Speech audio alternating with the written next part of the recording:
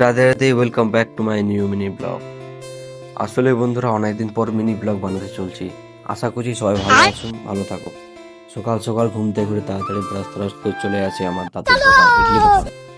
আসার পর দেখছি বন্ধুরা বাজারটা খুব একটা ভালো নেই, বাজারটা প্রায় ফাঁকা।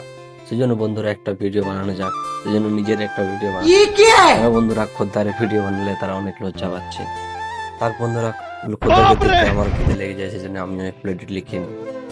খাওয়ার মধ্যেই বন্ধুরা তারপরেই বন্ধুরা অনেক ভিড় লেগে যায়, তাই আর কোনো ভিডিও বানাতে পারিনি বন্ধুরা। আর একটা খদ্দারকে দিতেই কখন যে ইডলি শেষ হয়ে গেল কোনো মতে বুঝতে পারলাম না। আজকে অনেক তাড়াতাড়ি ইডলি শেষ হয়ে গেছে, সেজন্য বন্ধুরা আর 4 পিস বড়া আছে আর ইডলি শেষ।